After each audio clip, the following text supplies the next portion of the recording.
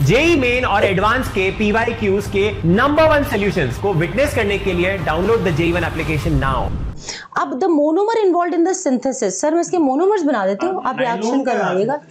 Nylon 66 बनता है, एक तो CH2 होल 6 NH2 और NH2 हेक्सामिथाइलिन डायमीन से, इसका एक मोनोमर ये होता है, और दूसरा मोनोमर होता है CH2 होल 4 COOH, जिसको हम बोलते हैं एडिपिक एसिड COOH। तो ये एडिपिक एसिड और इससे बनता है हमारा नाइलॉन 66। मतलब इन्होंने जो फ्रेमिंग किया ना सवाल की, मतलब कि पॉलीमर का तो मॉलिक्यूल उठाते हैं जैसे यूजुअल जो पहले जो प्रीवियस ईयर के जो पैटर्न है ना इनके, तो वो ऑर्गेनिक में यूज करते हैं। तो इन्होंने देखो यहाँ पे बोला भाई monomer X involve in the synthesis of nylon 66 use positive carbylamine test. तो इनमें से ये मोनोमर रहा होगा क्योंकि अमाइंस का टेस्ट है ना कार्बाइलैमिन, तो ये एक मोनोमर आपका रहा होगा।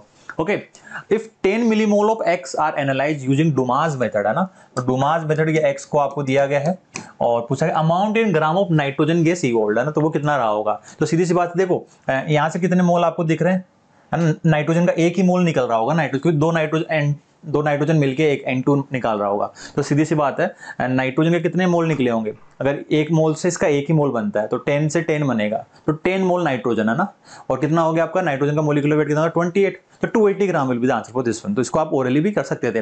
बाकी पूरा जो डुमास का पूरा जो कंसेप्ट होता है उससे भी आप कर सकते हो। तो उसमें क्या C आपका कितना हो गया, कितना बताया इन्होंने CH2 तो ये हो गया C6 और ये हो गया कितना हो गया 12 13 14 15 16 H16 और ये हो गया N2। और जब इसकी रिएक्शंस कॉपर ऑक्साइड के साथ है ना, डुमास की जो रिएक्शंस होती है कॉपर ऑक्साइड के साथ, जब आप इसको हीट करते हो तो अपना जो कार्बन होता है वो तो CO2 में चला जाता है, हाइड्रोजन जो होता है H2O में चला जाता है, ओके, जो नाइट्रोजन है वो N2 में चला जाता है और कॉपर ऑक्साइड अपना कॉपर में चला जाता है। जब आप इसको भी बैलेंस करके देखोगे ना, ओवरऑल बैलेंस करो, यहाँ पे 6 कार्बन आ गए, 16 हाइड्रोजन है, तो आपने यहाँ पे कितना लगा दिया 8। तो डेफिनेटली है ना, इसको ओवरऑल की भी बैलेंस करोगे, ओरली भी कर सकते थे जैसे अपन ने किया था, और ये आपका 8 आ गया। ठीक है, अब इधर देखो ऑक्सीजन देखो कितना आ गया, यहाँ से अगर ऑक्सीजन की अगर मैं बात करता हूँ तो 12 प्लस 8 20, तो यहाँ से आपका 20 आ गया। और कॉपर की बात करोगे तो ओवरऑल भी बैलेंस करके भी देखोगे ना, तो एक मोल से हमारा 1 मोल आ रहा है। ये कितने मोल गिवन थे अपने को, these are given to be 10 moles. तो इसको और है ना, जैसे अपन ने पहले ओरली किया, तो ये 10 मोल आपका है ना, ओके 10 मोल है इसका ना, 10 मोल, ओके।